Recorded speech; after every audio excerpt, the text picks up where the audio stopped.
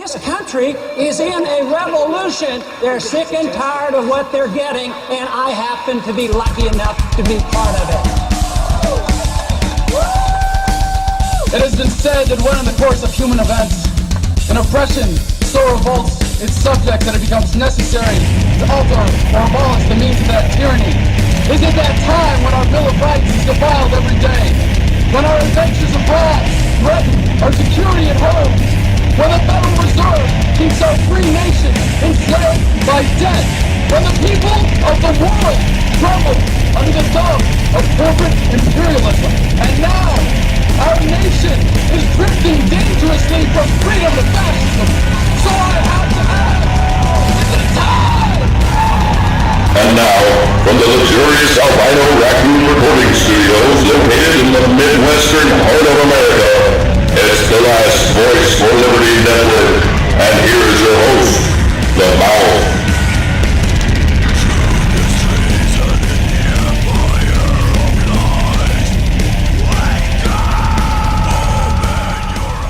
It is time.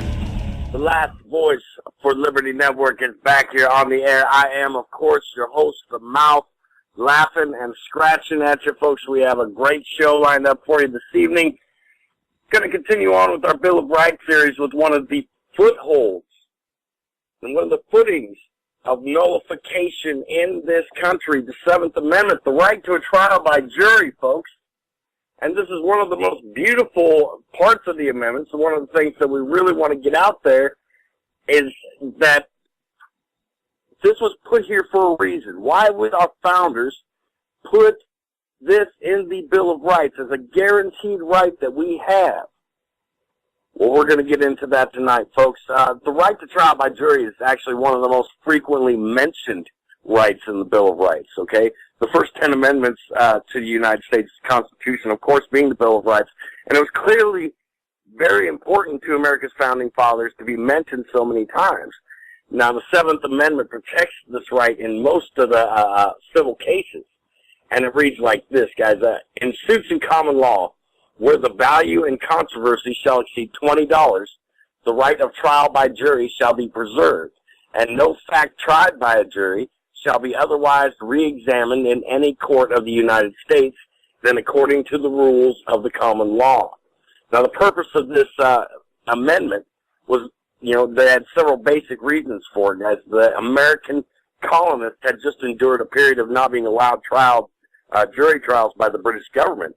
So his grievance was actually mentioned by Thomas Jefferson in the Declaration of Independence. The Crown had created separate courts for the colonists that didn't allow juries to decide the cases. Now, why did they do this? Because the colonist juries were consistently rejecting British law and undermining the wishes of the king and the parliament.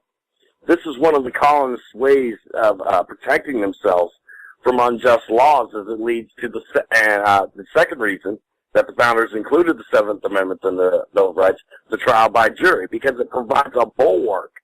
Okay, that's a wall of protection for the people against the government. Juries are not required to base their decisions on the wishes of government officials, but can choose to declare a person innocent of a crime that they're accused of committing, even if they're guilty. Now, a jury would probably only do this, however, if they believe the law itself was unjust. Now, if the law itself is unjust, such as victimless crime laws that we have, a jury can acquit and call someone innocent, being accused of these crimes for it, okay? And this is one of the biggest powers that we have as a people, is our power of jury, And after the Revolutionary War was over, the former colonies set up their first government under a document called the Articles of Confederation, which I'm sure everyone out there who has half an ounce of common sense should know a little bit of something about. If you don't, please look it up, read it, go down to your local library, read about the Articles of Confederation, because these are one of the building blocks to the founding of this country.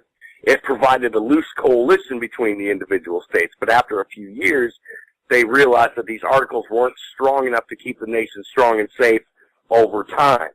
So each state sent delegates to the Constitutional Convention in Philadelphia in 1789 to make alterations to their form of government.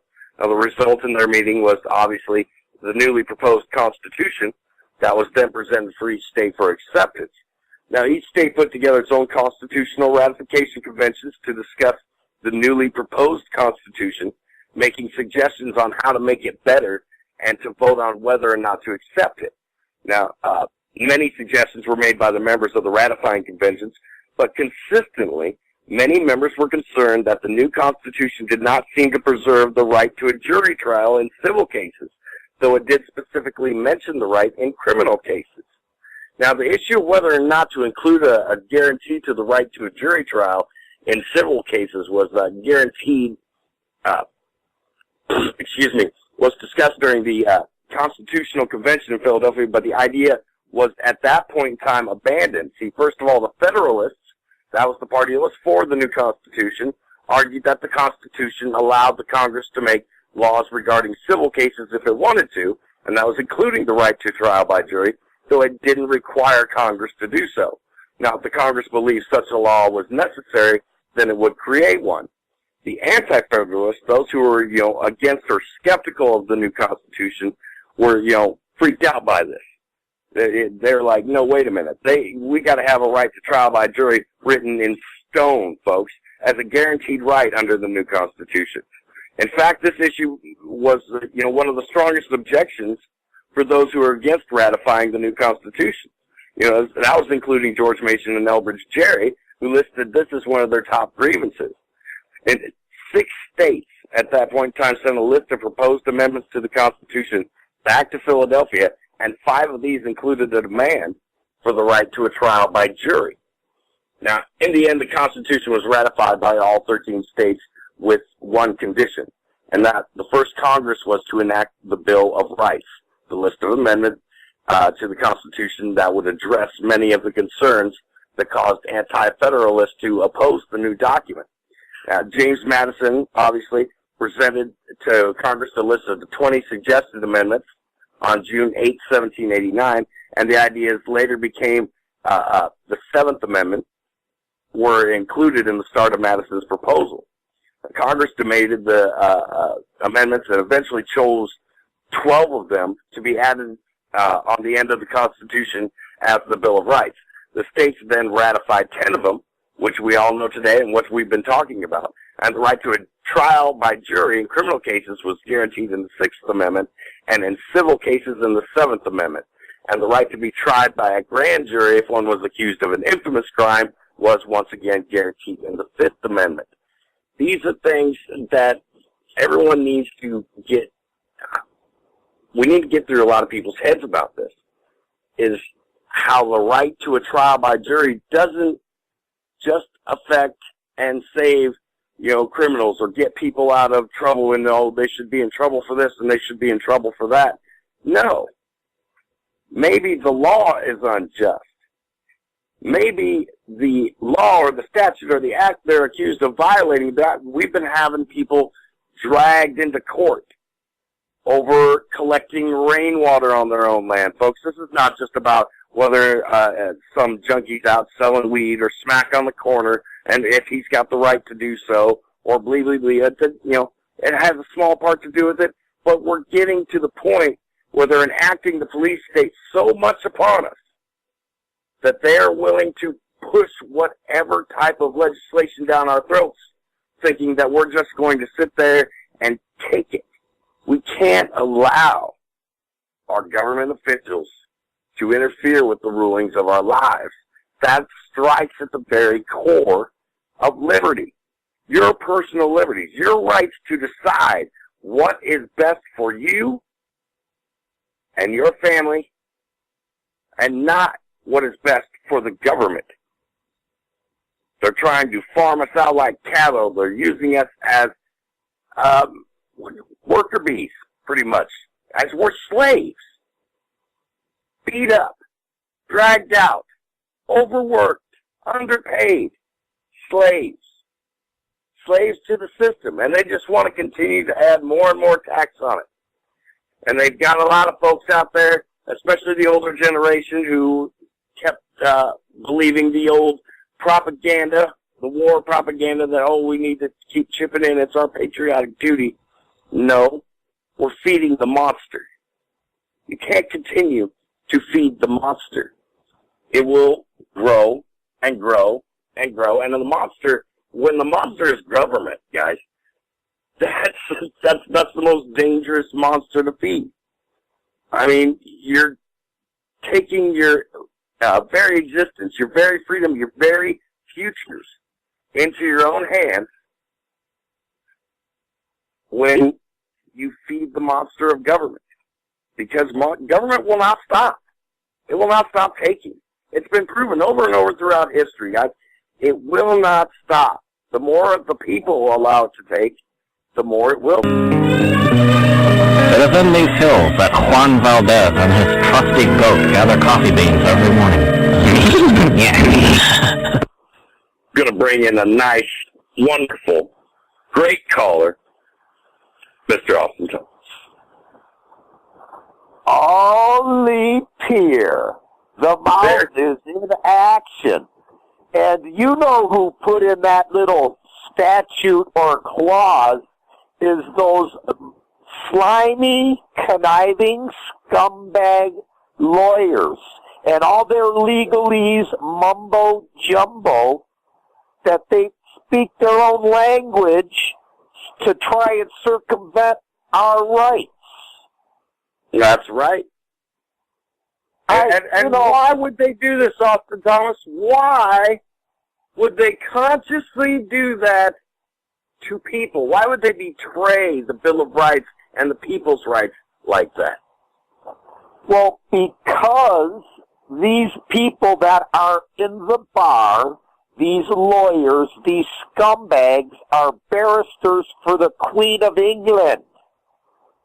Their loyalties lie with the Queen, not with us, not with who they represent. They're just worried about getting paid and taking care of good old England. Hello? Hello? Lee? Yeah, got you there live on the air. How you doing tonight? Oh, this is your other cousin, Andy. Oh, what's up? There's my other cousin. What's going on, Andrew?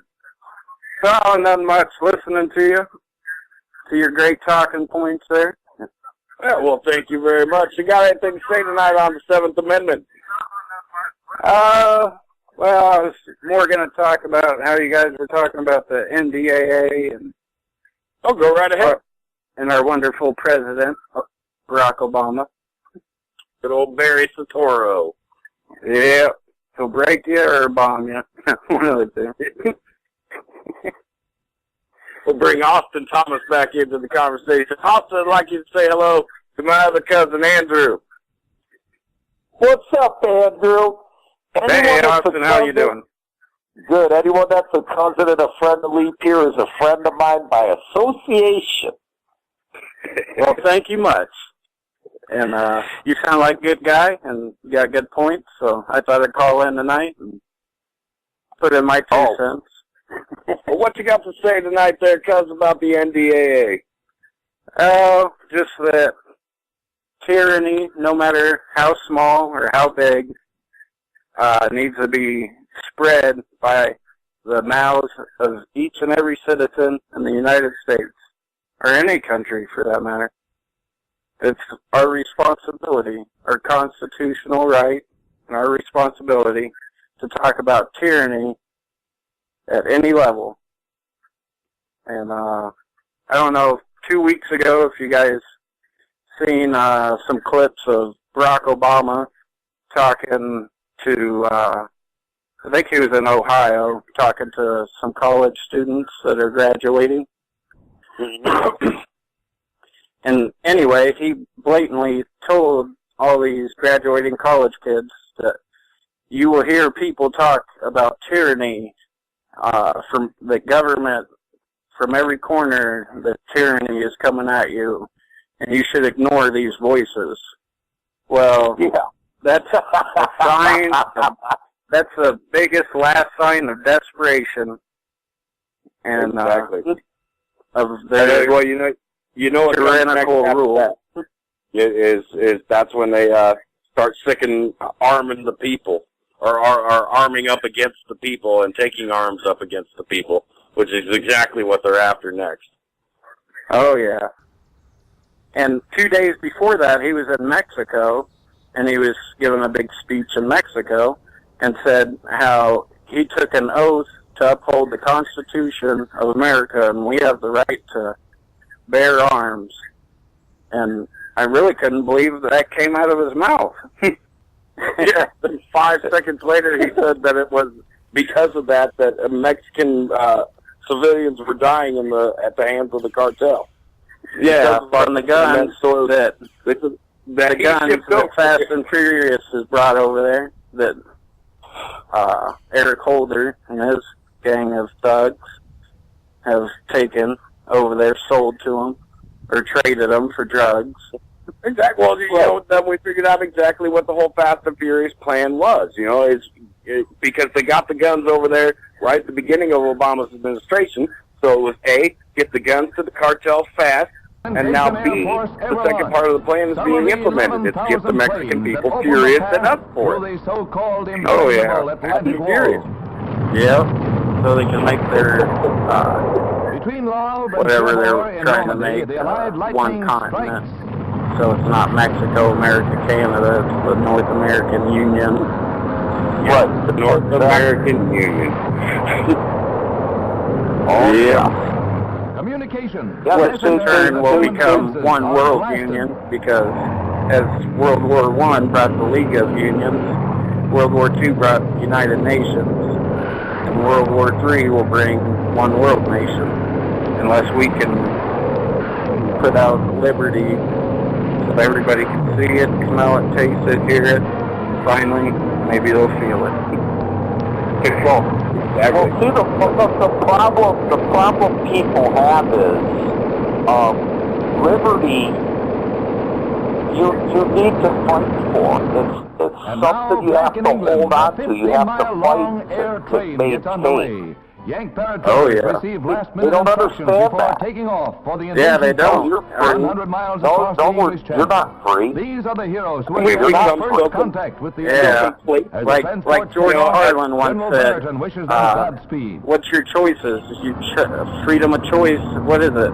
Paper or plastic? That's not much of a choice. Republican or Democrat? In a free world, we have two choices, and people like Ron Paul get shoved under the rug. Another set I of don't brave know. men board gliding. Oh, Can't shit. stop the fight. Mark all Oh, Allied covers the aircraft ball as back invasion too, equipment. huh? And that Hey, Ron Paul laid it down. He said it. It set a lot of people in motion and a lot of minds in motion.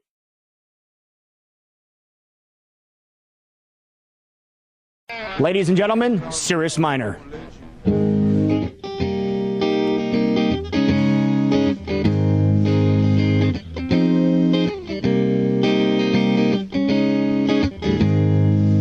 Well, I was sitting around my house, oh, and as I looked around, you know the worries in my life are sure to bring me down, because I try so hard to be all of the things you said for me, but your shoes are so hard to fill, yes, and living in your shadow is hard for me. Oh, and I'll be alright if you hold me through the night. Put your loving arms around me, yeah, I'll make everything alright. Whoa, whoa, whoa, whoa, whoa, whoa, whoa, I'll be alright if you hold me through the night. No, this journey won't be easy, no, but one day we'll see the light. Whoa, whoa, whoa, whoa, whoa, whoa, whoa. Whoa, whoa, whoa, whoa. No. Whoa, whoa, whoa, whoa, whoa, whoa. Whoa, whoa, whoa, whoa. No.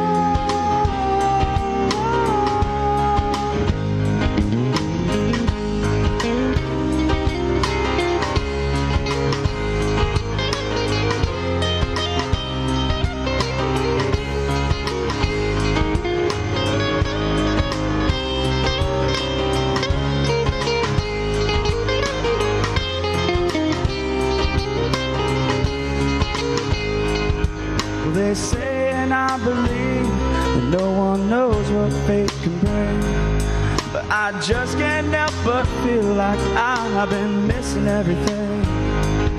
Because I made you my whole world. Now that you're gone, it's hard to see.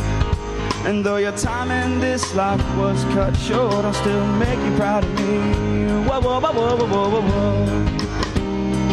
Whoa, whoa, whoa, whoa.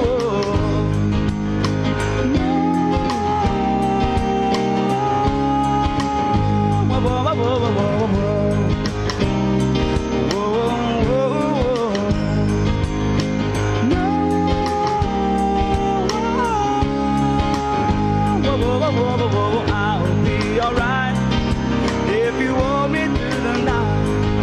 Put your loving arms around me, yeah, I'll make everything alright. I'll be alright if you hold me through the night. No, this journey won't be easy, no, but one day we'll see the light. Yes, one day we'll see the light. Yes, one day we'll see the light. Yes, one day we'll see the light. Yes, one day we'll see the light.